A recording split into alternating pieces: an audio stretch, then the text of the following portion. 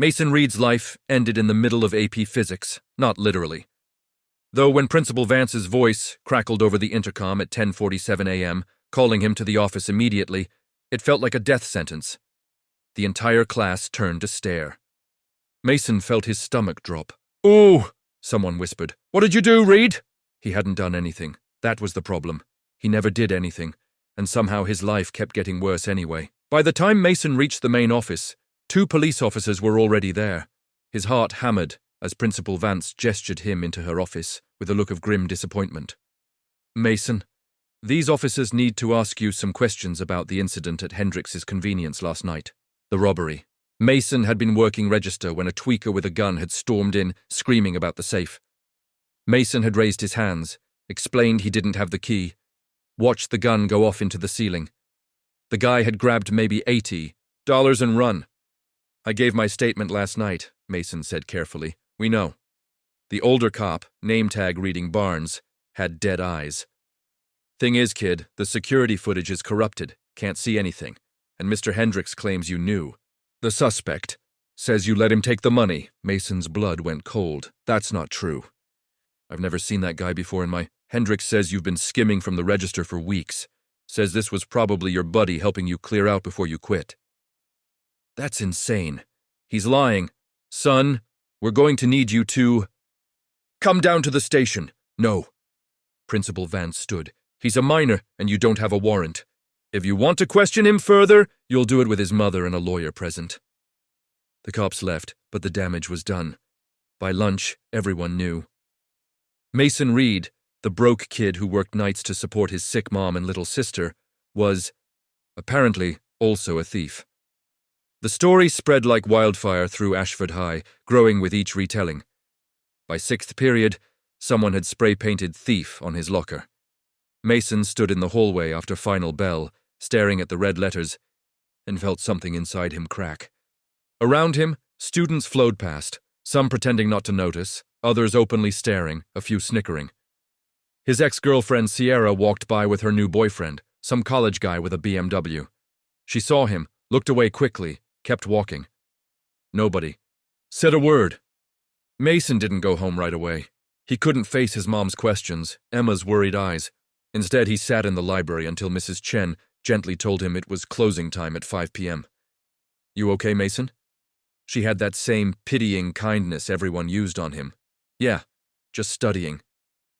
She didn't believe him. Nobody ever believed him. Ashford High was the kind of place where your reputation was everything and nothing. Most of the students were either kids from town, working class, future minimum wage, destined to stay in this dying Pennsylvania town forever, or kids from the Heights, the wealthy subdivision where the doctors and lawyers lived. Mason was firmly in the first category, had been his whole life. His phone buzzed, a text from his manager, "You're fired, don't come back, police will be in touch." Mason stared at the screen. He'd lost his job, his reputation, and possibly his freedom in the span of 6 hours. All because some tweaker had picked his register and Hendrix had decided to pin it on the easiest target. He walked to Emma's middle school to pick her up. She was waiting outside, small for 12, wearing his old hoodie that was 3 sizes too big. "Did you really steal money?" she asked immediately. "No. I didn't think so." She adjusted her cracked glasses. "Sophie Martinez's brother said you're going to jail." "I'm not going to jail." Mom was crying when I called her during lunch. Mason felt that crack in his chest widen. "It'll be okay. We'll figure it out." Emma looked up at him with eyes too old for her face. "You always say that." They walked home, in silence. Their apartment was in the old part of town, above a laundromat that had been closed for 2 years. The stairs creaked. The hallway smelled like mold. Their mom was on the couch, having a bad MS day, her hands shaking slightly as she tried to hold her phone. "Mason." Her voice broke. "Baby, what happened?" He told her everything. She cried. He held her. Emma made boxed mac and cheese for dinner, that none of them ate.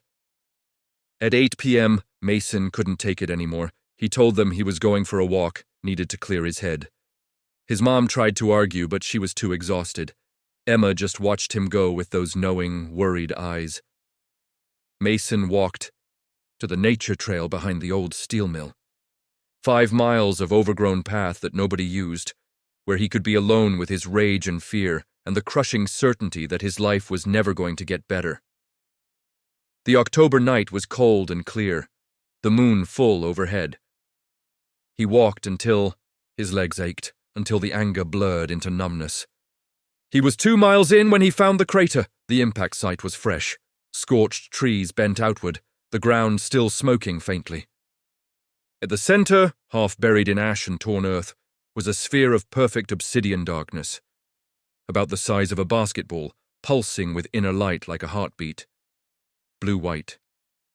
Alien. Beautiful. Mason should have run. Should have called someone.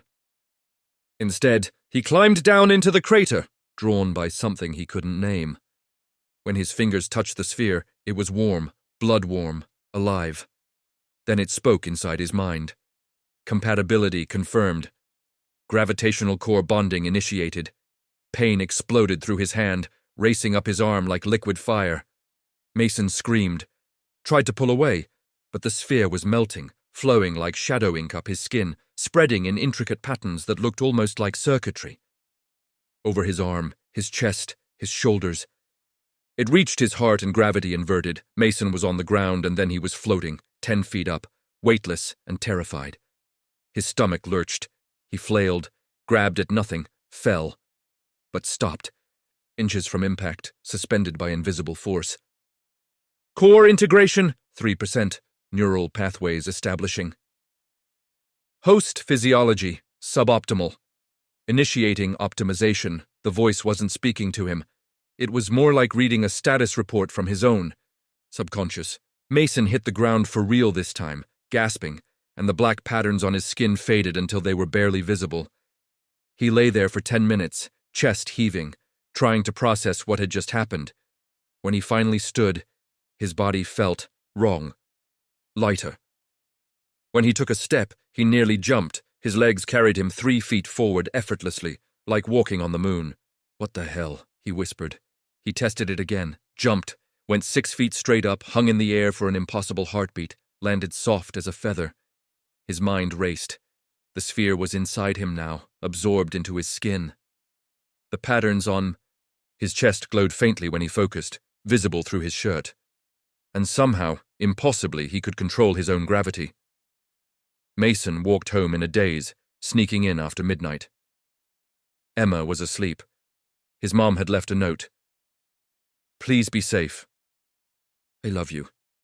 He went to his room, locked the door, and stared at his hands. For the first time in his life, something good had happened to him. Something powerful. Something nobody could take away. Mason didn't sleep. He spent the night testing his limits. It started small, standing on his bed, jumping, hitting the ceiling with a soft thump, then hovering. For 3 impossible seconds, Mason floated in the space between floor and ceiling, defying physics before gravity pulled him back down. Gravitational manipulation. Active. Current capacity. 12% Earth. Normal. 12%, he whispered. What does that mean? Host can reduce personal gravity to 12% of baseline. External manipulation requires core integration, 15% plus. He tested it methodically. When he focused on the warmth in his chest where the patterns glowed, he could make himself nearly weightless. Light enough to jump 15 feet straight up. Light enough to land from his second-story window without making a sound. But it was exhausting. After 20 minutes, his legs felt like jelly. The voice warned, "Energy depletion, rest required." He collapsed on his bed, breathing hard, and despite everything, the false accusation, the job loss, the spray-painted locker, Mason smiled. "Let me 3 a.m., he snuck out. Ran the trail in the dark, and his strides ate up impossible distance. Each step launched him forward, gravity barely a suggestion. He covered 5 miles in minutes, silent as a ghost, and when he reached the crater again, he jumped. 20 feet, 30, 40. He hung in the air, weightless and perfect. Ashford spread out below him, the dying town, the closed mill, the high school where everyone thought he was a thief. Then he fell, and the landing was soft as snow. Mason laughed. Wild, breathless, free, the sun was rising when he finally went home. He showered, changed, grabbed his backpack. His mom was still asleep. Emma was eating cereal, watching him with curious eyes. "You look different," she said. "Just didn't sleep much. Your eyes are brighter." "I don't know." She tilted her head. "Are you okay?" Mason kissed her forehead. "Yeah, I think I actually am." Walking to school felt different. Each step was lighter, easier. The patterns on his chest hummed contentedly under his shirt. When he passed the convenience store, he didn't feel shame or anger. He felt power. Core integration, 18%. Physiological enhancement, ongoing. The voice in his head was constant now, feeding him information. His body was changing, optimizing, strengthening, adapting to handle the gravitational forces. He was taller, leaner. His reflection in store windows showed someone who looked like Mason Reed, but better. He reached Ashford High at 7:45 a.m., ready to face whatever came next. The spray-painted locker was still there. Thief, in red letters, impossible to miss. Mason stood in the crowded hallway, aware of the stares, the whispers. His old friends, Jacob, Tyler, the guys he'd played basketball with freshman year before work consumed his life, stood by their lockers pretending not to see him. Then Derek Chen walked past. Derek, whose dad owned half the car dealerships in the county, who'd made Mason's life hell since middle school. He shoulder-checked Mason hard enough that anyone else would have stumbled. Mason didn't move, didn't even sway. Derek stopped, surprised. Tried again, putting real force into it. Mason stood like a tree. Like gravity itself had decided he belonged exactly where he was. "What the hell?" Derek muttered. Mason turned slowly, looked Derek in the eye, and for the first time in his life, he didn't look away first. "You got something to say?" Mason's voice was quiet, but there was something in it, an edge, a promise, that made Derek take an involuntary step back. The hallway had gone silent. Everyone was watching. "Freak," Derek said, but his voice wavered. He walked away quickly and Mason heard the whispers start. "Did you see that?" Reed didn't even move. "What's wrong with Chen?" In first period English, Mrs. Patterson was handing back essays. When she reached Mason's desk, she paused. "Mason, can I see you after class?"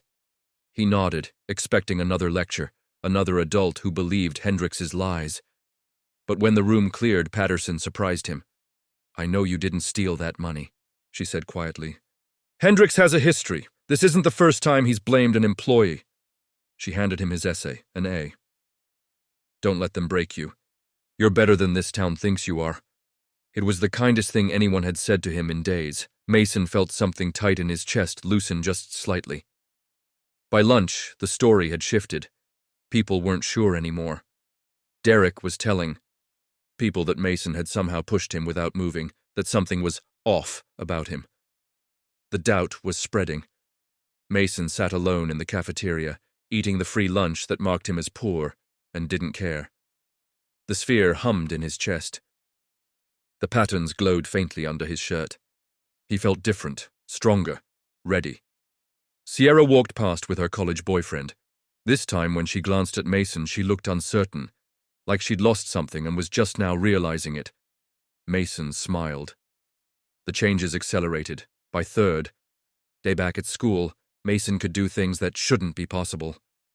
In gym class, playing basketball, he jumped for a rebound and went a foot higher than anyone else, hung in the air just a fraction too long. The coach blew the whistle, frowning, but couldn't quite explain what he'd seen. Core integration, 24%. External manipulation range, 5 meters. Mason could affect other things now. In chemistry lab, he made his beaker twice as heavy without touching it, nearly breaking the table. In the hallway, when Derek tried to shove him again, Mason made Derek's backpack so heavy the guy stumbled and fell. "What the hell is wrong with you?" Derek shouted from the floor. Mason walked away, heart pounding. He was getting reckless. Someone was going to notice. Emma noticed first. "You're taller," she said that night at dinner. "Like an inch at least, and you're not eating as much. And yesterday you picked up the couch to get my pencil and you used one hand, Mason. One hand. Their mom was having a good day, actually present, and she looked at Mason with concern. "Honey, are you feeling okay?" "You look—" "I'm fine." He wasn't fine. He was becoming something else. Physiological enhancement. 67%. Complete. The next morning. Mason arrived at school to find Principal Vance waiting by his locker. "We need to talk. My office. Now." His stomach dropped. But when they got to her office, it wasn't about the robbery. It was about a woman in a gray suit, sitting in the visitor chair, smiling pleasantly. "Mason Reed, I'm Dr. Kira Walsh." She stood, offering her hand. "I work for a specialized research division. We've been monitoring some unusual activity in this area." Mason's blood went cold. The patterns on his chest burned. "What kind of activity?" "Gravitational anomalies." Walsh's smile didn't reach her eyes. 4 days ago, we detected an extraterrestrial object entering Earth's atmosphere. Tracked it to a crater about 2 miles from here. The object is missing, but it's been giving off a unique energy signature. A signature that's been centered on this school for the last 72 hours. Principal Vance looked confused. "What does this have to do with Mason?" "Maybe nothing." Walsh kept her eyes on Mason. "But I'd like to run some tests. Just routine screening. Unless you have something to tell me, Mason."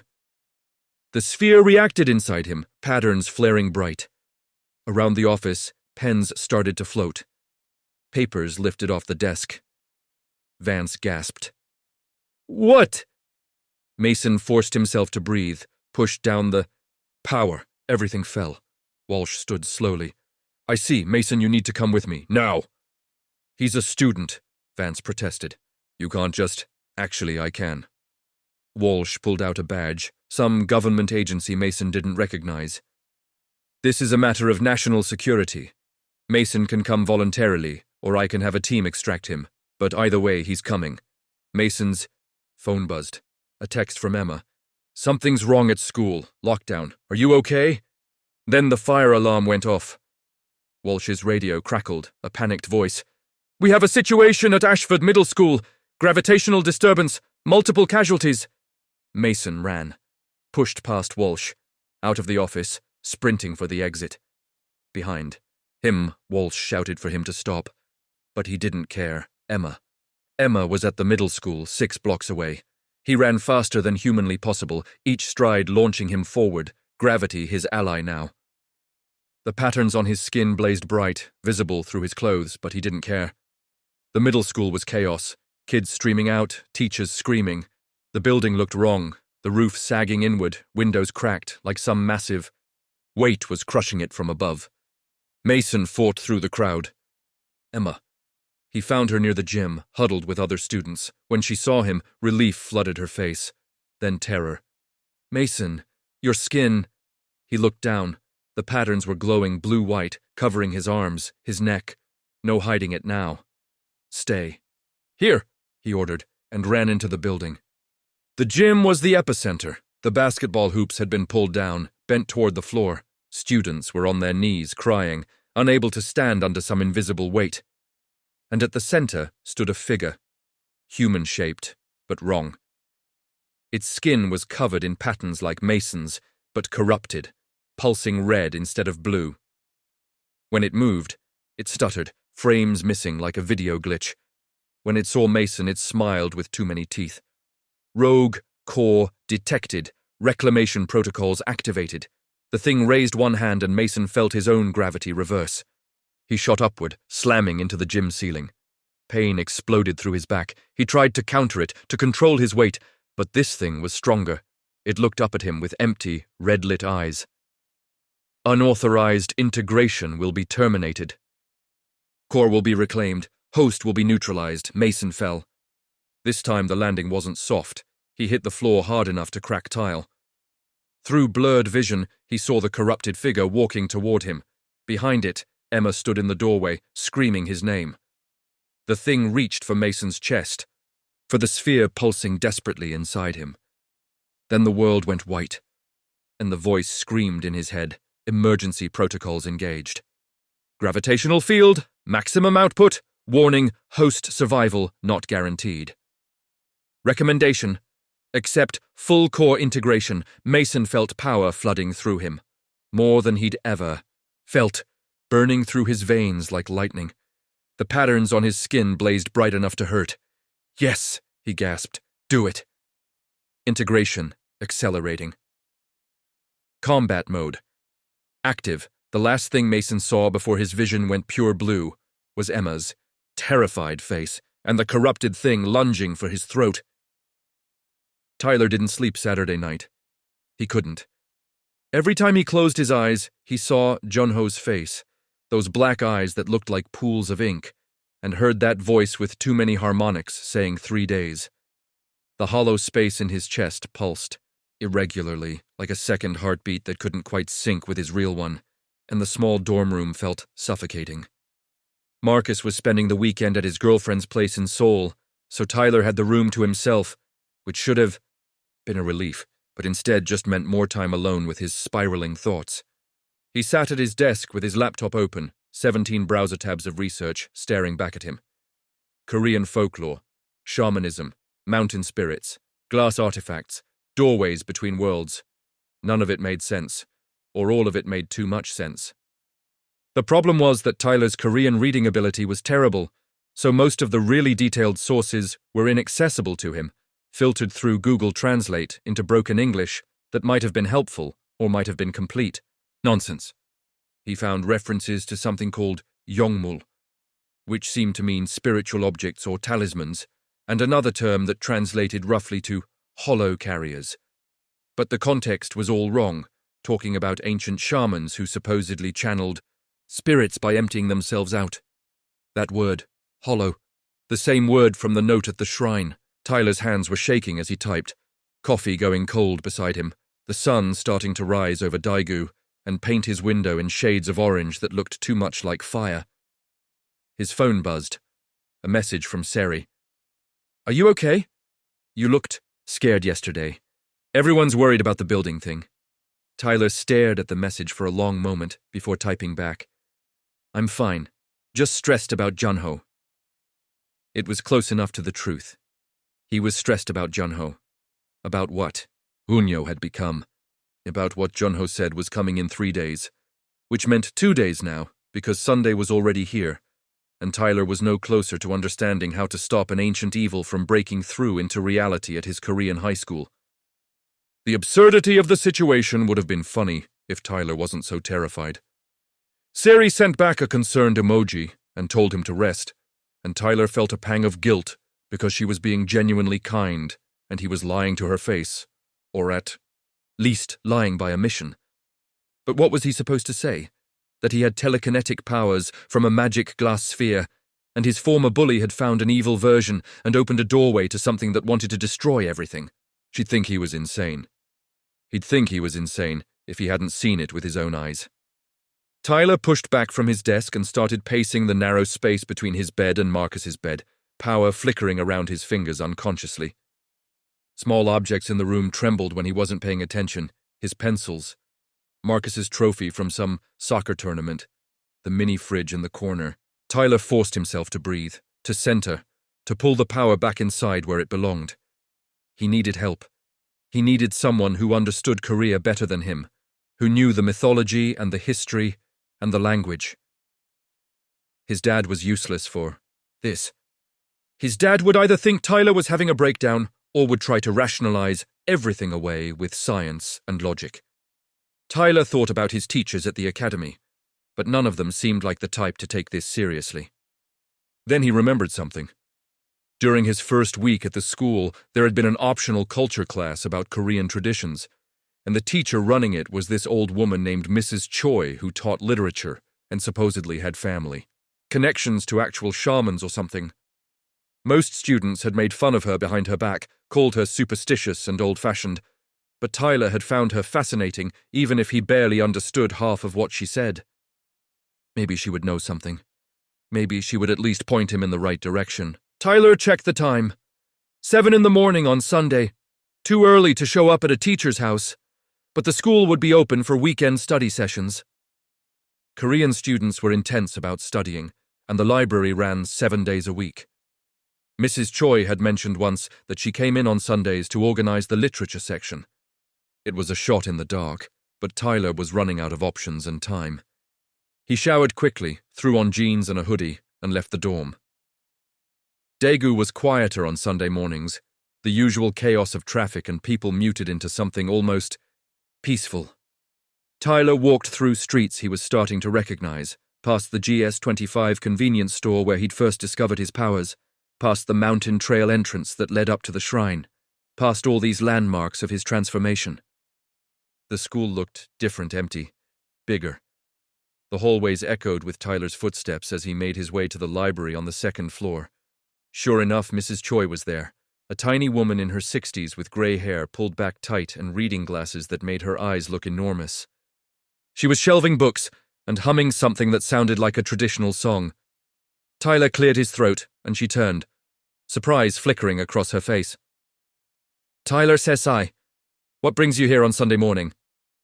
Her English was heavily accented, but clear. Tyler had rehearsed this on the walk over, but now that he was actually standing in front of her, the words felt stuck. "How did you tell someone that reality was breaking?" "Mrs. Choi, I need to ask you about Korean folklore, about spirits and doorways and objects that carry power." Her expression shifted immediately. The kind surprise became something sharper, more alert. She set down the books she was holding carefully and gestured for Tyler to follow her to a small office at the back of the library. The office was cramped and smelled like old paper and incense. Mrs. Choi closed the door behind them and sat down, folding her hands on her desk. "Why are you asking about these things?" Tyler took a breath. "Because I think something bad is happening, something supernatural, and I don't know how to stop it." He expected her to laugh, to dismiss him, to tell him to stop watching so much. Anime. Instead, Mrs. Choi's face went very serious. "Show me. Show you what?" "You found something, didn't you? Touched something you shouldn't have. I can see it in your eyes. They're darker at the edges. That's the mark of hollow carriers." Tyler's heart nearly stopped. "You know about hollow carriers?" "My grandmother was a mudang, a shaman. I grew up hearing stories about the old things that sleep in Korea's mountains and temples, about the glass spheres that appear when the barriers between worlds grow thin, about the people who carry the hollow inside them." She leaned forward. "Show me what you can do." Tyler hesitated, then focused on a pen sitting on her desk. He reached out with the hollow feeling in his chest, and the pen lifted into the air, spinning slowly between them. Mrs. Choi watched without flinching, her expression sad rather than shocked. "How long?" she asked quietly. "Since Friday I found a clear glass sphere at a mountain shrine. It merged with me." Tyler let the pen drop. "But there's someone else, a student named Junho. He found a black glass sphere, and now he's different. Wrong. He says something is coming through a doorway. In 3 days. 2 days now. And I don't know how to stop it." Mrs. Choi stood up and went to a filing cabinet in the corner. She pulled out a folder so old the edges were yellowing and spread papers across her desk. Tyler saw drawings, photographs, newspaper, and clippings in Korean. "The glass spheres are called Gong-hyomun, which means hollow gates. They appear during periods of spiritual instability, when the walls between our world and the other place grow weak. The clear glass binds to those who are broken but want to protect. The black glass binds to those who are broken and want to destroy." She pointed to one of the drawings, a sphere that looked exactly like the one Tyler had found. "Your friend found black glass because his breaking was different than yours. Anger instead of sadness, rage instead of grief. The hollow inside him connects to something old and hungry that has been waiting under Korea for a very long time." "What is it?" Tyler's voice came out hoarse. "What's trying to come through?" "My grandmother called it the Void King. A spirit entity that existed before humans, that feeds on emptiness and despair. It was sealed away centuries ago by shamans who sacrificed everything to trap it between worlds. But the seal has been weakening. Korea's modernization, the loss of old traditions, the way people stopped believing in the old things, all of it made the barriers thinner. The Gong-hyomun are the seal's last defense. They bond to carriers who can either strengthen the barriers or shatter them completely. Mrs. Choi looked at Tyler with something like pity. Your friend with the black glass. He's not trying to bring something through a doorway. He is the doorway. The Void King is using him as an anchor point to break into our reality. Tyler felt sick. How do I stop it? You can't, not alone. The clear glass gives you power, but the black glass gives your friend connection to something infinitely stronger. When the Void King breaks through fully, it will consume him first, then spread outward. It will turn all of Daegu into a hollow place, a dead zone where nothing can exist except emptiness and hunger. She shuffled through the papers and pulled out a photograph. It showed a barren landscape, nothing but gray, dirt and dead trees.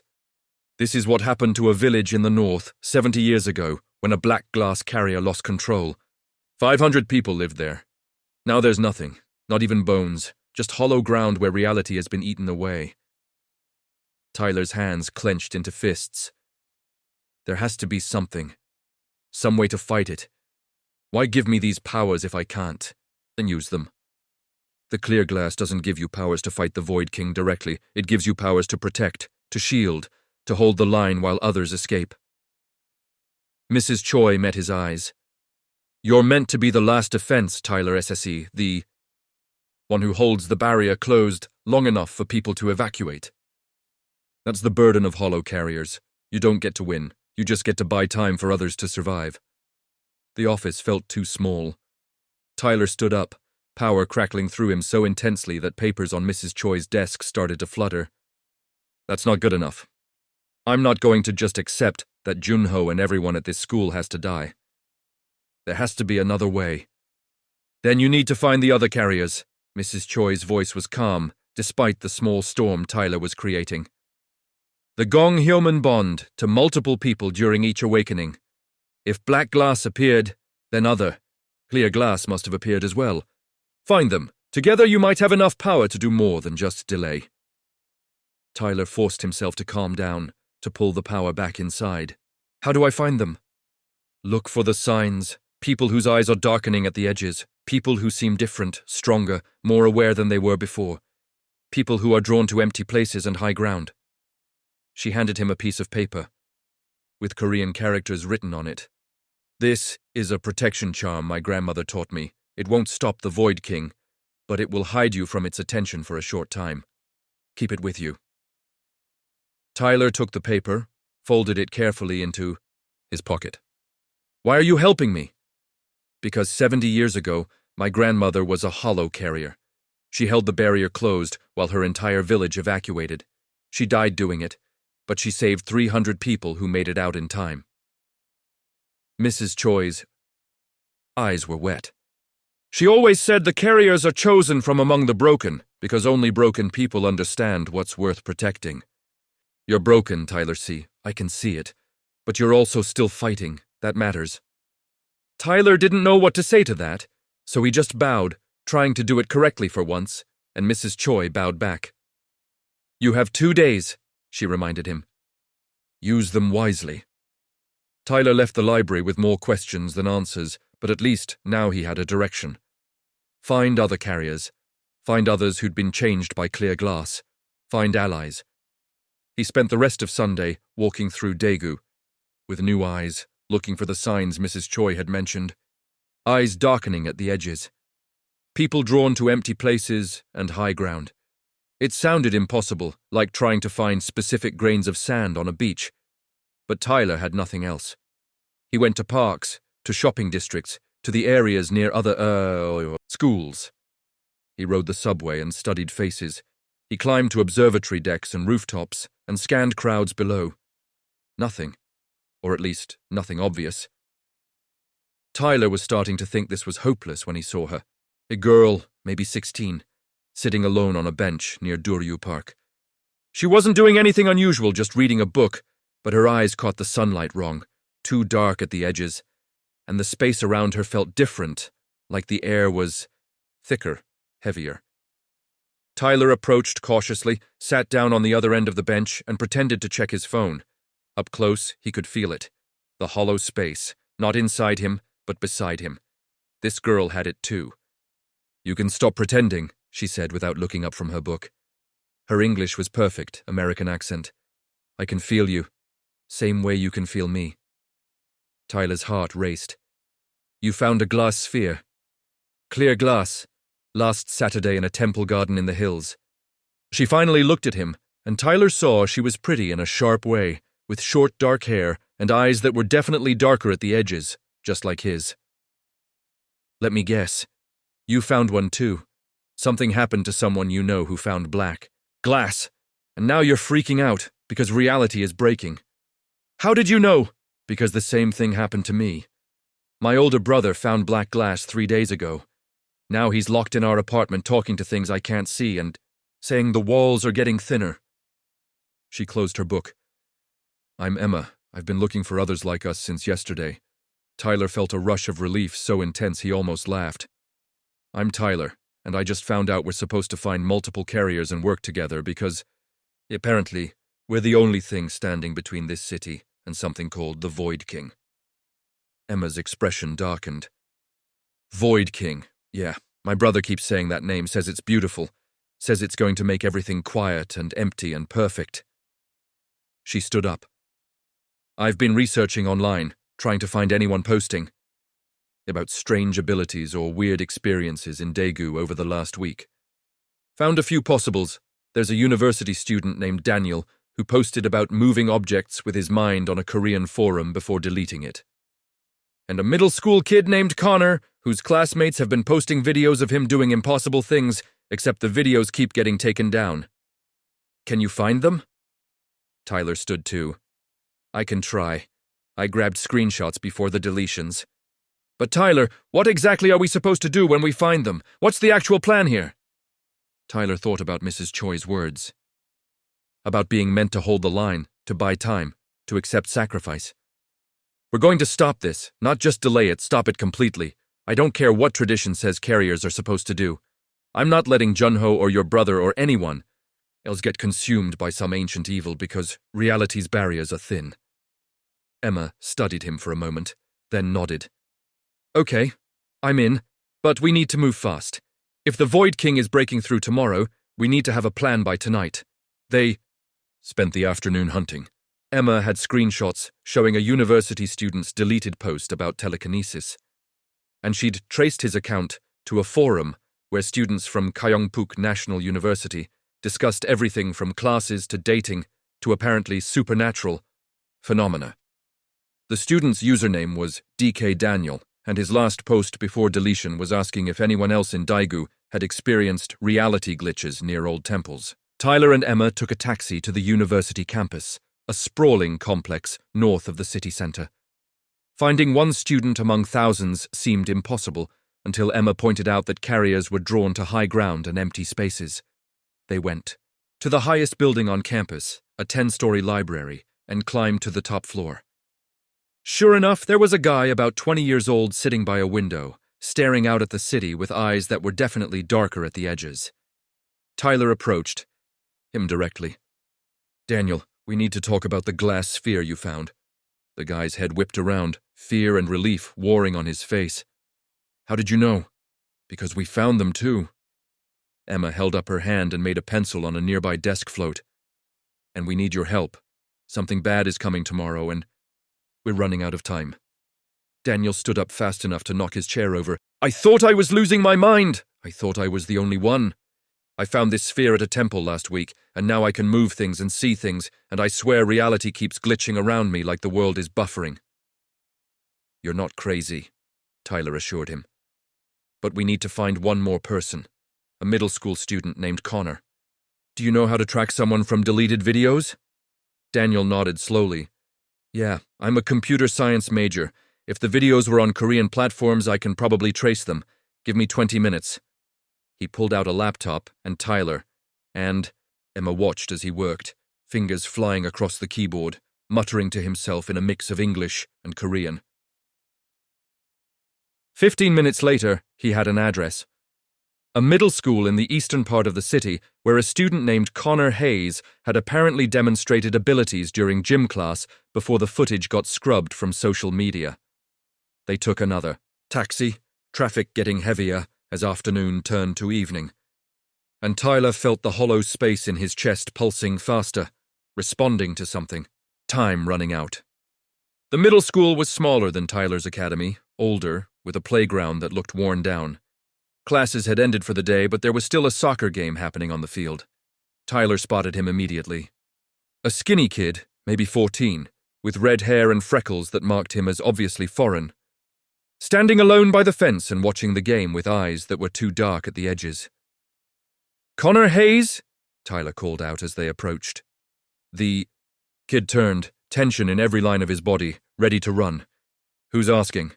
"People like you, people who found clear glass spheres and got changed." Tyler held up his hand and made a soccer ball on the field, pause mid-bounce, hover for a second, then continue. The kid's eyes went wide. "There are others." Emma stepped forward. "4 of us now, and we need you because tomorrow something very bad is breaking through into our reality, and we're apparently the only ones who can stop it." Connor looked between them, then at Daniel, who nodded confirmation. "I'm 13. I'm in 8th grade. What am I supposed to do against some kind of supernatural threat?" "The same thing we're all going to do," Tyler said.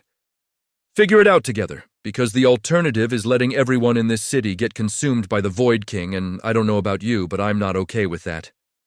Connor was quiet for a long moment, then something hardened in his expression, something that looked older than 13.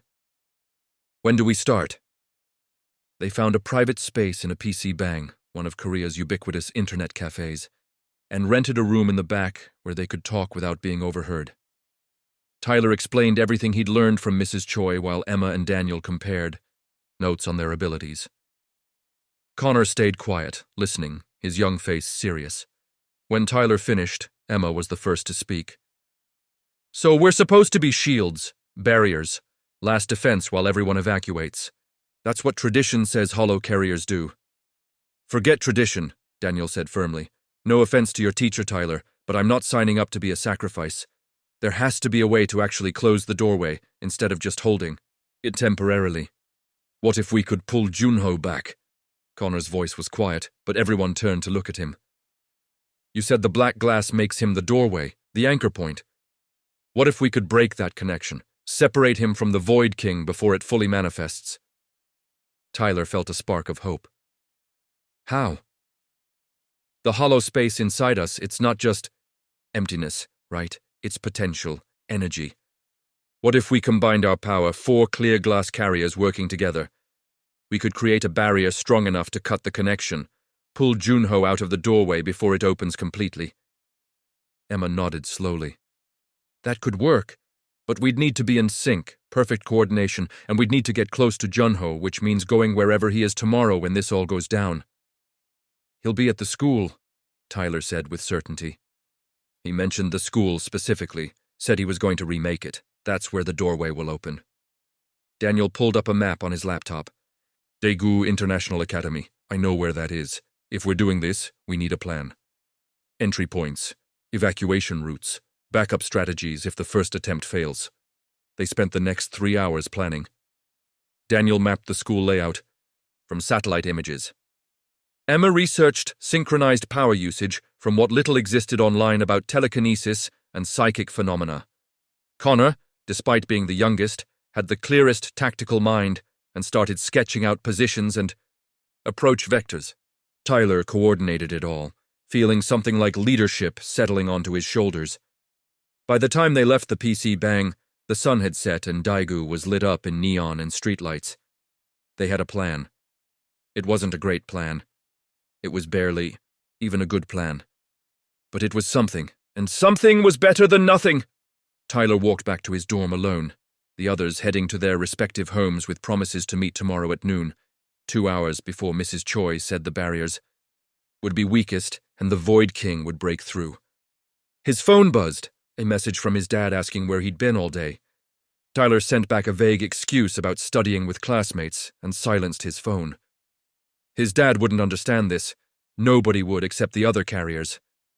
Tyler lay in bed staring at the ceiling, power humming through him, and thought about Junho. About the kid who'd made his life hell for 6 months, but who was now being consumed by something ancient and hungry. Despite everything, Tyler didn't want Junho to die. He just wanted him to stop being a jerk. The Void King was turning that into a cosmic problem. Monday morning arrived grey and cold. Tyler barely slept. He got up early, showered, put on his school uniform, and stared at himself in the mirror. Same face, same brown hair. But his eyes were definitely darker now, the edges almost black, and there was something different in his expression, something harder, something that had seen too much in too short a time. He met Emma, Daniel, and Connor at a coffee shop 3 blocks from the school at 11:30. They all looked tired. Connor had dark circles under his eyes that made him look even younger. Emma's hands shook slightly as she drank her coffee. Daniel kept checking his watch compulsively. "Everyone clear on the plan?" Tyler asked. 3 nods. "We go in together, find Junho, create a synchronized barrier, cut his connection to the Void King, pull him back to our reality. And if it doesn't work?" Emma's voice was steady despite her shaking hands. "Then we hold the line long enough for the school to evacuate. We do what carriers are supposed to do." Tyler met each of their eyes. "But we're going to make option 1 work. We have to." They finished their coffee in silence and walked to Daegu International Academy together. The school looked normal from the outside. Students were arriving for afternoon classes, teachers were chatting by the entrance. Everything seemed perfectly ordinary except Tyler could feel it. The hollow space in his chest was pulsing in sync with something massive, something approaching, something that was using Junho as a beacon. The 4 carriers walked through the front gates and Tyler felt the other 3 tense. They could all feel it now. The wrongness. The way reality seemed. Thinner here, like paper stretched too tight. They didn't go to class. They went straight to the maintenance building behind the gymnasium, the place where Tyler had last seen Junho. The building looked different in daylight. Smaller, less threatening.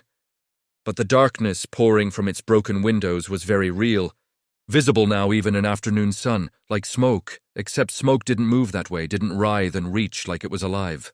"He's in there," Connor whispered. "I can feel him, or it, or both." Tyler pulled out the protection charm Mrs. Choi had given him. Just a piece of paper with Korean characters, but when he held it up, the darkness recoiled slightly. "These will hide us for maybe 5 minutes. After that, the Void King will know we're here. We need to move fast." He handed out copies he'd made at the PC Bang. Each carrier took one, tucked it away. Daniel took a deep breath. "On 3? On 3. Tyler counted down, and they entered the maintenance building together. The inside was worse than Tyler remembered. The walls were covered in those disturbing symbols now, hundreds of them, pulsing with black light. The air felt thick and wrong, like trying to breathe underwater, and in the center of the main room, floating 3 feet off the ground in a lotus position, was Junho. Except Junho was barely recognizable. His entire body had taken on that grey pallor Tyler had seen before, and his eyes were completely black, no whites at all. Just pure darkness that seemed to extend beyond his skull into someplace else. Behind him, visible through him like he was becoming translucent, was something massive. Something that existed in too many dimensions. The Void King. Tyler could only see pieces of it, fragments that his brain could process. A crown made of absence, hands with too many fingers. A mouth that was more concept than physical thing. It was using Junho as a window, looking through him into this reality, and with every second that passed, Junho became more transparent, and the Void King became more real. "Now," Tyler shouted, and all 4 carriers unleashed their power simultaneously. The hollow spaces in their chests opened wide, and power poured out, 4 streams of force that converged on Junho, wrapping around him, creating a barrier between him and the thing behind him. For a moment, it worked. Tyler felt the connection strain, felt Junho's consciousness flicker back toward awareness, felt the Void King's surprise. Then the Void King pushed back. The force was immense, infinite, like trying to hold back an ocean, with bare hands. Tyler screamed from the pressure, felt blood trickle from his nose, saw Emma drop to one knee and Daniel stagger backward. Only Connor held firm, the 13-year-old's face set in grim determination that looked wrong on someone so young. "More!" Connor yelled. "We need more power! Dig deeper!" Tyler didn't know how to dig deeper. He was giving everything. But he reached down into the hollow space inside him and found something he hadn't accessed before. A reservoir of potential that came from every moment of loneliness, every time he'd felt out of place, every ounce of pain from 6 months of being the foreign kid who didn't belong. He pulled on that pain and converted it to power and pushed. Beside him, he felt the others doing the same. Emma's isolation, Daniel's fear of losing his mind, Connor's rage at being too young and too small and too powerless to help. All of it became fuel. All of it became strength. The barrier around Junho solidified, hardened, became something real and tangible instead of just force. Tyler saw Junho's eyes flicker, saw awareness return for just a second, saw his mouth move, forming words. "Help me." That was all Tyler needed. He pushed harder. The other carriers matched him, and together they created a blade of pure force and drove it between Junho and the Void King, severing the connection. The scream that followed wasn't sound. It was reality breaking. Tyler felt his eardrums rupture, felt the world tilt sideways, felt time itself stutter and skip. The void. King's presence receded like water being sucked down a drain, pulling back through the doorway, back between worlds, and the doorway collapsed behind it with a thunderclap that shattered every window in the maintenance building. Junho dropped to the floor, unconscious but breathing. The grey pallor was fading from his skin. His eyes were closed, but Tyler could see movement behind the lids. Human movement. The 4 carriers stood in the wreckage, panting, bleeding from ears and noses, but alive. They'd done it. They'd actually done it. "Is it over?" Emma's voice was hoarse. Tyler reached out with his senses, feeling for the hollow space, for any trace of the Void King. Nothing. Just emptiness. Normal emptiness, the kind that belonged in reality. "Yeah," he said, and started laughing because he couldn't believe it. "Yeah, it's over. We won." Connor sat down hard, looking like he might pass out. Daniel leaned against a wall and slid to the floor. Emma walked over to Junho and checked his pulse, then gave Tyler a thumbs up. They'd saved him, saved everyone. Tyler heard sirens in the distance. The window explosion had definitely attracted attention. School security would be here soon, then police, then questions they couldn't answer without sounding insane. "We need a story," Daniel said, reading Tyler's mind. "Something that explains why we're here, why Junho's here, why everything's destroyed." "Gas leak," Connor suggested. "We smelled gas, came to investigate, found Junho passed out, explosion. Happened. We're heroes who saved someone. It was thin, but it was something." Tyler nodded, and they quickly arranged themselves to look like they'd been helping, rather than fighting interdimensional entities. By the time security arrived, followed quickly by teachers and emergency services, the 4 carriers had their story straight. Junho was rushed to the hospital. The building was declared structurally unsound. Classes were cancelled for the rest of the day, and somehow, impossibly, everyone believed the gas leak story. Tyler stood outside the school gates 3 hours later, watching the sun set over Daegu. Emma, Daniel, and Connor were with him, all of them looking exhausted but satisfied. "What happens now?" Emma asked. "Do we just go back to normal? Pretend this never happened?" "I don't think we can," Daniel said. "We're changed. The hollow space is still inside us. The power is still there. Mrs. Choi said the Gonghyomen appear during periods of spiritual instability," Tyler said slowly. "What if this wasn't the only time? What if there are other black glass carriers out there, other threats?" Connor groaned. "Please tell me you're not suggesting what I think you're suggesting." Tyler smiled, despite his exhaustion. "I'm suggesting that if we could stop the Void King, we could probably handle other problems. We're pretty good together. All of us foreigners, all of us broken in different ways, all of us carrying this hollow thing that's supposed to make us weak, but actually makes us strong." "A team," Emma said. "You want to make a team of hollow carriers. Why not? Someone has to protect this city. Might as well be us. They stood in silence for a moment, then Daniel started laughing. This is insane. We're high school and college kids. We have homework and cram school and university applications. And now we also have supernatural powers and responsibility for keeping reality from breaking, Connor added. Great. Just what I needed in 8th grade. But despite his sarcasm, Tyler could see the small smile on Connor's face, could see the way all of them stood a little taller, moved a little closer together. They'd formed something today. Something more than friendship. A bond forged from shared trauma and shared victory. Tyler's phone buzzed. A message from Sari asking if he was okay, if the gas leak had hurt anyone, saying she was glad he was safe. Tyler smiled and typed back that he was fine. Better than fine, actually. For the first time since coming to Korea, Tyler felt like he belonged somewhere. Not to the school, not to the country, but to this group. These 3 other broken people who'd been chosen by mysterious glass spheres and who'd decided that destiny could take a hike because they were going to write their own story. The sun finished setting, and Daegu's lights came on, the city glowing. In the growing darkness, and Tyler Kim Davis, American foreign kid who never quite fit in, looked at his team and thought maybe being broken wasn't such a bad thing after all. Maybe being broken was exactly what the world needed. The hollow space in his chest pulsed steady and strong, and somewhere in the city, Tyler was certain, another glass sphere was appearing in another temple, another mountain, another empty place. Waiting for the next carrier, the next broken person, who needed power to protect what mattered.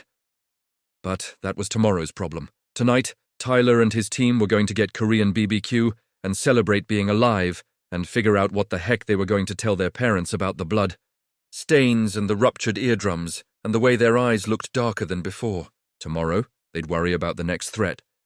Tomorrow, they'd start training properly, coordinating their abilities, becoming something more than 4 random kids with telekinesis. Tomorrow, they'd figure out what it really meant to be hollow carriers in modern Korea.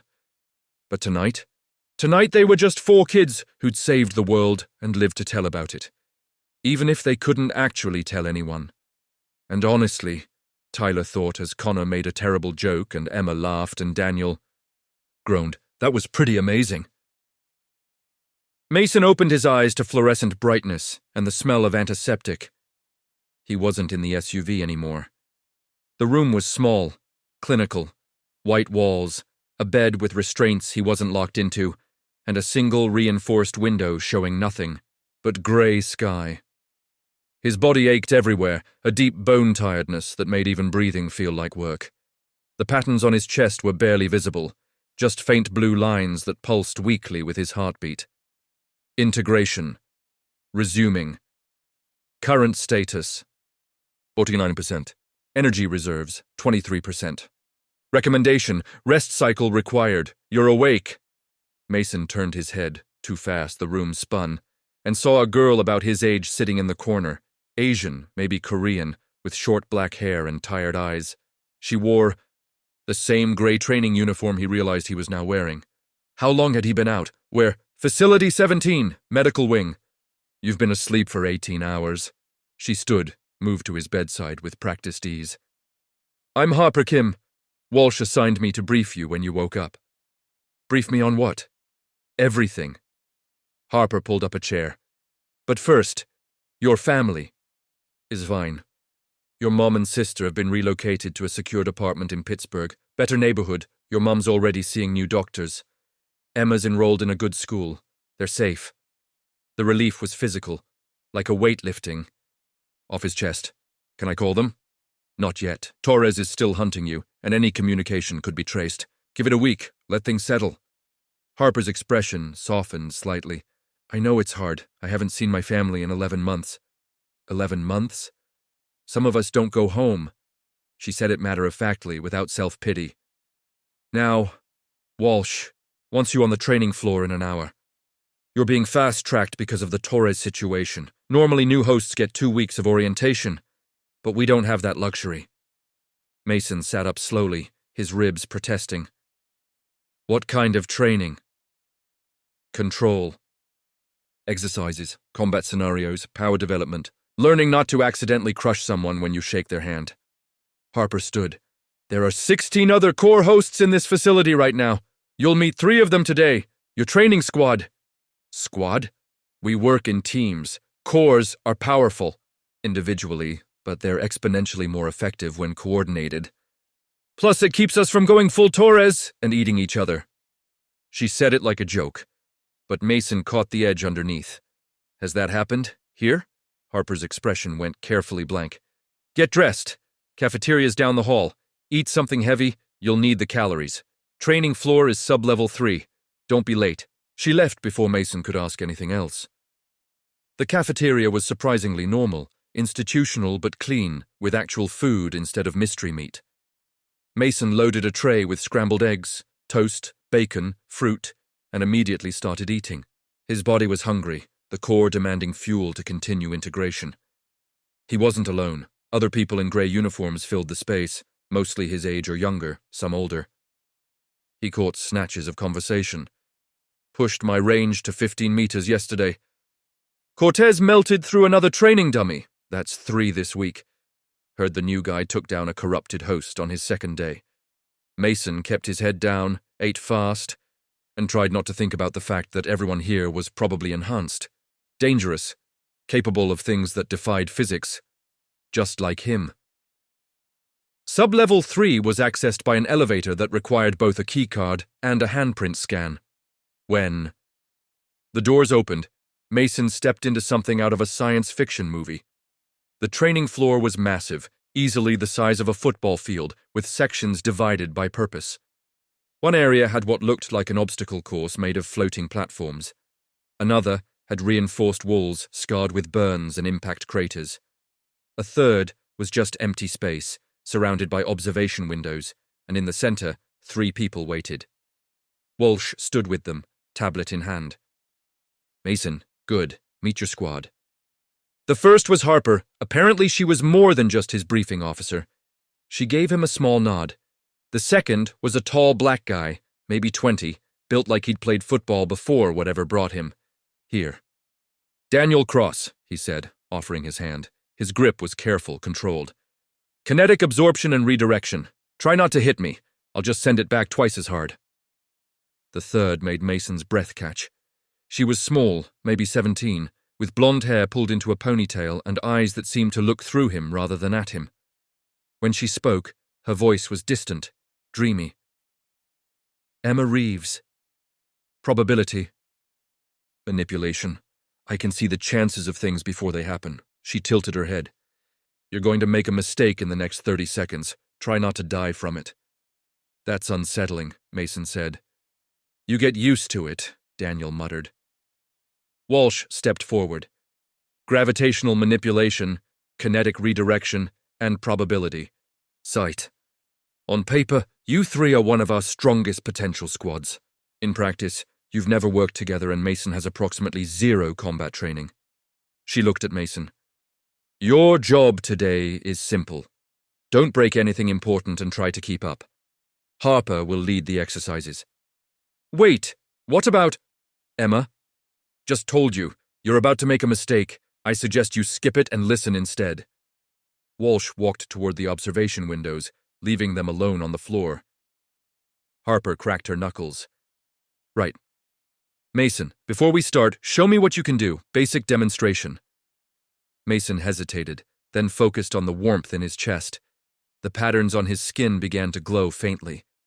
He made himself light, jumped, went 15 feet straight, up, hung there for a moment, then landed soft as a feather. Good. Range? 5 meters for external manipulation. More if I'm just affecting myself. Maximum weight you've moved? Mason thought about Torres, about making him feel the weight of a mountain. I don't know exactly. A lot. Daniel whistled. Vague but promising. Let's test it, Harper said. She gestured to the empty section of floor, where a series of metal cubes sat in graduated sizes. The smallest was maybe a foot across. The largest was the size of a car. Make the biggest one heavy as you can. Mason walked to the cube, placed his hand on it and pushed. The patterns on his chest flared bright. The cube groaned, the floor beneath it cracked, and something in the air changed. Emma gasped. "Stop! Stop now!" But Mason couldn't stop. The Empower was flowing out of him in a rush, more than he intended, and the cube wasn't just getting heavier. It was getting denser.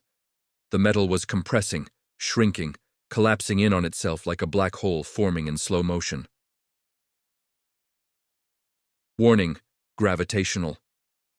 Singularity forming. Cease manipulation immediately.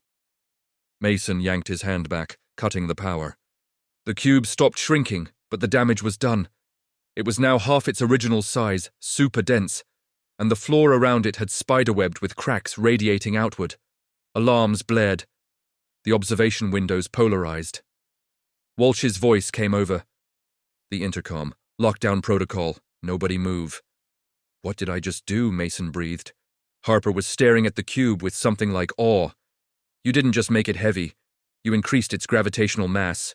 That's not supposed to be possible at your integration level. Probability of accidental singularity formation was 67%, Emma said quietly. I tried to warn you. Daniel had backed up several feet. Can someone please tell me if we're all about to get sucked into a black hole? No.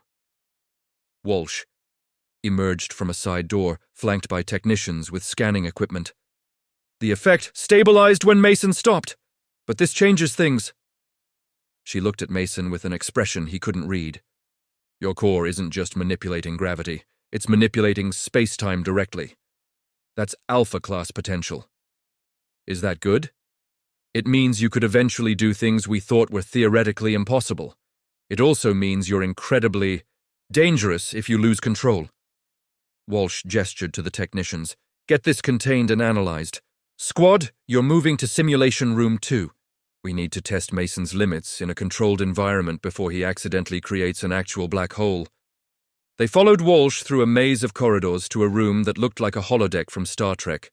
White walls that could apparently project any environment. Harper explained as they entered. Full sensory simulation, hard light constructs you can interact with. Pain feedback is real, but injuries aren't. You can't actually die here, but your brain won't know the difference. So try not to get killed. Anyway. Comforting, Mason muttered. The room shimmered and suddenly they were standing on a rooftop. City spread out below them. Looked like somewhere Asian, maybe Seoul or Tokyo. The sun was setting, painting everything gold and orange. Environment. Urban high ground. Walsh's voice came from everywhere and nowhere.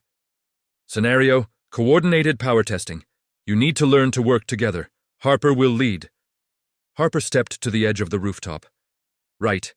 Basic synchronization first. Daniel, I want you absorbing kinetic energy from falling debris. Emma, predict where the debris will fall. Mason, you're going to create the debris by manipulating gravity on those water towers. She pointed to several large cylindrical tanks on nearby buildings. Wait, Mason said. I'm just going to… What, tear them apart? It's a simulation. Yes. Make them fall but controlled. Daniel catches the kinetic energy, redistributes it safely. Emma makes sure nothing actually hits us. It's about coordination. Mason focused on the nearest water tower, felt the familiar warmth in his chest, and pulled. The tower's supports groaned, twisted, but instead of just falling, the tower seemed to fold in on itself, crumpling like paper. Not like that, Harper yelled. You're compressing it again. Just break the supports. Mason adjusted, tried again. This time the tower broke free cleanly and fell. Daniel moved to intercept, arms outstretched, and when the debris hit him, it simply stopped. Energy absorbed, then redirected into the ground in a safe dispersion. Better, Harper said. Again, 3 towers, synchronized. They worked for an hour. Mason learned to be more precise, to manipulate without crushing. Daniel's timing improved. Emma called out probability adjustments. 30% chance left. Imra fragments reach us. Mason, reduce gravity on the left side by 12%. And slowly, surprisingly, they started to work as a unit. Then Harper called for something different. Advanced exercise.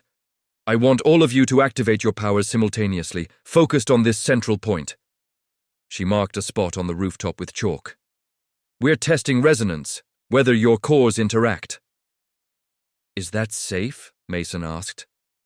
Probably, Harper said, which was not reassuring. They formed a triangle around the marked spot. At Harper's signal, they activated together. Mason made the spot heavy. Daniel absorbed the kinetic energy of its sinking. Emma did something Mason couldn't quite see, but the air around the spot shimmered with possibility. And the cores sang. Mason felt it through his whole body, a resonance, like a tuning fork, struck in his chest. The patterns on his skin flared bright, and he could suddenly sense Daniel and Emma's powers, feel them like phantom limbs. The marked spot on the rooftop began to glow. Harper? Daniel's voice was strained. I don't think. The spot cracked. Not the concrete, reality itself. A hairline fracture appeared in the air, and through it, Mason glimpsed something impossible. A space that wasn't space, bright and geometric, and utterly wrong. Not the void Torres had hinted at, but something else. Something ordered. Shapes moved in that other space. They noticed the crack. They started moving toward it. Shut it down! Harper screamed. Mason tried to cut his power, but the resonance had locked them together. The crack widened, now the size of a quarter, and something was pressing through. Emma moved. Her eyes went completely white. Probability of breach, 99%. Probability of containment, if... Her voice changed, layered with something.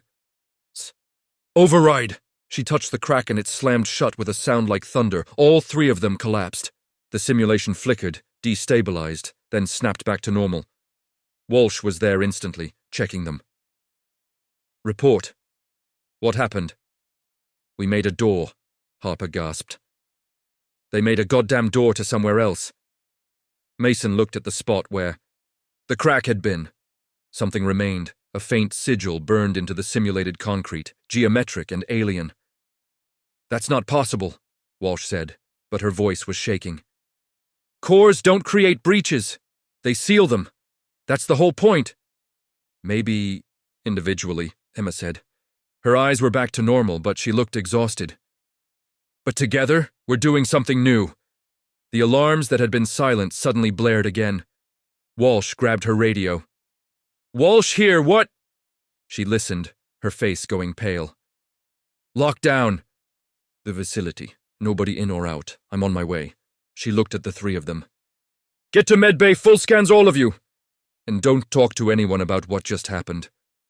What's wrong? Mason asked. Walsh was already running for the door. Someone in Pittsburgh just manifested core abilities. Someone who never touched a sphere. And the energy signature matches what you three just created. The simulation room door sealed behind her, leaving them alone, with the sigil still glowing faintly on the floor. Emma stared at it, her expression distant. Probability of this being an isolated incident, 4%. Probability of more spontaneous. Awakenings, 96%. Probability of us being responsible. She looked at Mason and Daniel. 100%. We gave someone powers, Daniel said slowly. Just by... What, resonating? Harper's hands were shaking. This is bad, this is really, really bad. If Walsh can't contain this... The lights in the simulation room flickered, then died completely. Emergency lighting kicked in, bathing everything. In red. Mason's core spoke, and for the first time it sounded almost worried. Alert, unknown energy pattern detected. Origin, Pittsburgh, Pennsylvania. Pattern analysis, gravitational manipulation, host signature, familiar, identity probability. 94%. Mason's blood went cold. No, it can't be. Matched signature, Emma Reed. Your sister has awakened. Somewhere in Pittsburgh, in the secured apartment where his family was supposed to be safe, his 12-year-old sister had just developed powers she shouldn't have. Powers that Mason and his squad had somehow given her by cracking reality. And Torres was still out there, hunting for cores. Mason ran for the door. The emergency lockdown turned Facility 17 into a tomb of steel and concrete. Mason's hands were pressed against the reinforced glass of the quarantine chamber, watching armed guards take positions in the corridor outside. Behind him, Harper paced like a caged animal, while Daniel sat against the wall, head in his hands. Emma Reeves stood perfectly still in the center of the room, eyes distant, calculating probabilities Mason couldn't see. "This is insane," Harper said for the third. "Seemed like we didn't do anything wrong. We were following orders. We cracked reality and gave someone powers," Daniel interrupted, without looking up. "Pretty sure that counts as doing something." Mason's reflection stared back at him from the glass. The blue patterns on his skin were still glowing faintly, agitated, responding to his stress. His core hummed anxiously in his chest. "Facility, defense systems active. 47 armed personnel detected. 12 containment specialists. Threat assessment. Moderate to high. Recommendation, prepare for hostile extraction." "They're not going to hurt us," Mason said, but he didn't sound convincing even to himself. "Probability of physical harm in next 6 hours. 32%, Emma said quietly. Probability of permanent containment, 67%. Probability of being separated, 89%. "Jesus, Emma, can you not?" Harper snapped. "You asked me to always tell you the odds." "I'm unasking." The door hissed open, not the main entrance, but a side access panel Mason hadn't noticed. Dr. Walsh stepped through, looking like she hadn't slept in the 18 hours since the incident. 2 guards flanked her but stayed outside. "Tell me you have good news," Mason said. Walsh's expression was answer enough. "The spontaneous awakening in Pittsburgh has been confirmed. Your sister, Emma Reed, manifested gravitational manipulation. Abilities approximately 40 minutes after your resonance event. She's currently under observation at a medical facility. Is she okay?" Mason was already moving toward the door. "I need to see her." "You can't. And she's physically fine. Scared, confused, but unharmed." Walsh pulled out her tablet, showed him footage. Emma, his little sister, floating 3 feet off the ground in what looked like a hospital room, crying, unable to control her descent. Their mother stood below with arms outstretched, trying to talk her down. Mason felt something crack inside him. "This is my fault." "This is all of our faults," Walsh corrected. "The resonance event created some kind of energy cascade. We're detecting similar signatures across multiple locations, Chicago, Seoul, London. So far, only your sister has manifested active abilities, but the others are showing elevated readings consistent with pre-awakening." "How many others?" Harper asked. Walsh hesitated. 17. So far. The number hit like a physical blow. 17. People who might develop core powers because of what Mason and his squad had done. 17 people who'd never asked for this, never touched an alien sphere, but were being changed anyway. "The Oversight Council wants to speak with you," Walsh continued. "All of you. In 10 minutes, conference room B. I need you to be calm, respectful, and for God's sake, don't give them any reason to classify you as a threat." "Are we?" Daniel asked. "A threat?" Walsh looked at each of them in turn. "That's what they're trying to decide." Conference room B was less a room and more a bunker. Concrete walls, no windows, a single metal table with chairs bolted to the floor. The far wall was dominated by a massive screen that flickered to life as Mason and his squad entered, flanked by guards. 5 faces appeared on the screen, arranged in a grid. The Oversight Council. Mason recognized the type immediately: bureaucrats and generals and scientists, the kind of people who made decisions about other people's lives from comfortable offices. The woman in the center square spoke first. Her, nameplate read, Director Christine Vale, mid-50s, severe haircut, eyes like frozen glass. Core host Mason Reed, host Harper Kim, host Daniel Cross, and... She paused on Emma Reeves. Probability manipulator. Designation pending. "My name is Emma," Emma said softly. "Names are a courtesy, not a right in this facility." Vale's tone could have frozen nitrogen. "You are here because you represent either a breakthrough or a catastrophe. We haven't decided which yet." A man in military uniform, General Howard Marks, leaned forward. "Let me be direct.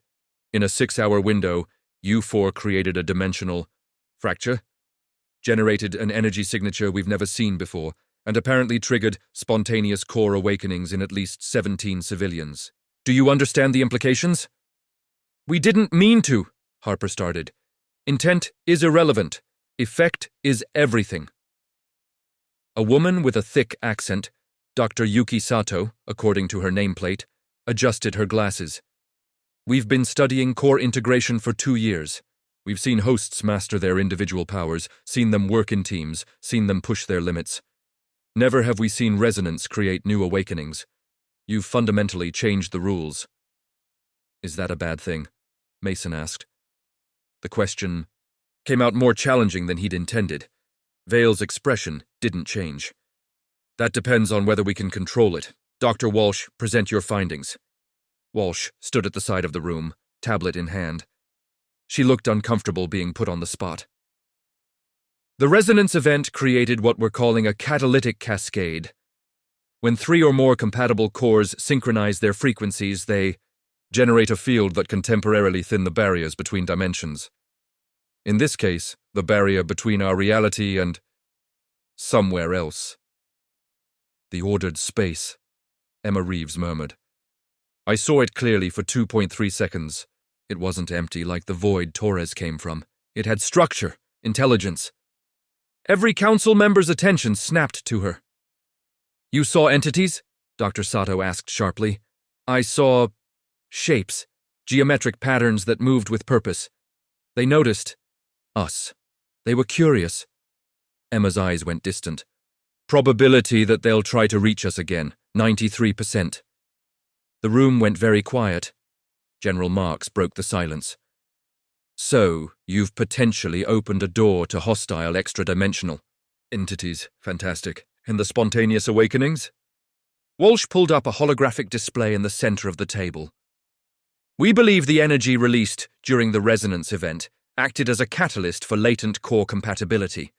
The 17 affected individuals all show baseline genetic markers, consistent with successful core integration, but they never encountered physical spheres. The resonance somehow activated them remotely. Like a virus, Vale said flatly. Like a trigger, Walsh corrected. A specific frequency that awakened. Dormant potential. A 5th council member spoke for the first time, an older man with kind eyes that didn't match the cold calculation in his voice. Dr. James Fletcher. The question before us is simple. Are these 4 hosts an asset or a liability? Dr. Walsh argues they're our best hope for understanding and controlling this phenomenon. I argue they're a ticking time bomb that's already gone off once. We can help, Mason said. My sister, if she's awakening, I can help her learn control. I know what it's like to— Your sister is exactly why you can't be involved, Vale interrupted. Emotional attachment compromises judgment. If Emma Reed's awakening follows a similar trajectory to corrupted hosts like Michael Torres, difficult decisions may need to be made. Decisions you would interfere with. Mason felt his core react to his anger. The patterns on his skin flared bright. If you're threatening my sister, guards moved, weapons raised, not guns, those wouldn't work on core hosts, but some kind of energy devices that hummed with dangerous potential. Stand down, Reed, General Marks said coldly. Prove you can. Control yourself or prove Dr. Fletcher right. Harper grabbed Mason's arm, squeezed hard. Don't, please! Mason forced himself to breathe. The patterns dimmed. The guards relaxed slightly but didn't lower their weapons. Better, Vale said. Now we have 3 options before us. Option 1, quarantine protocol. You 4 are separated, placed in individual containment, studied in isolation until we understand. What makes you catalytic? No contact with each other or the outside world. Option 2, controlled replication. We attempt to recreate the resonance event under laboratory conditions, using your abilities to trigger awakenings in pre-selected military personnel, engineered core hosts under our direct command. Option 3, termination protocol. If we determine that your continued existence poses an existential threat, you will be neutralized. Permanently. The casual way she said it, termination, made Mason's blood run cold. You can't be serious, Harper said. We're people, not lab experiments. You stopped being normal people the moment you bonded with alien technology, Dr. Fletcher said. Not unkindly. Your assets now. Dangerous, valuable assets that require careful management. Daniel finally looked up. His voice was rough. And the 17 spontaneous awakenings? What happens to them? They'll be brought in for observation and training, just like any other Corps host, Walsh said quickly, before the Council could answer. Standard protocol. Unless they prove unstable, Vale added, in which case they'll be contained or neutralized as necessary. Emma Reed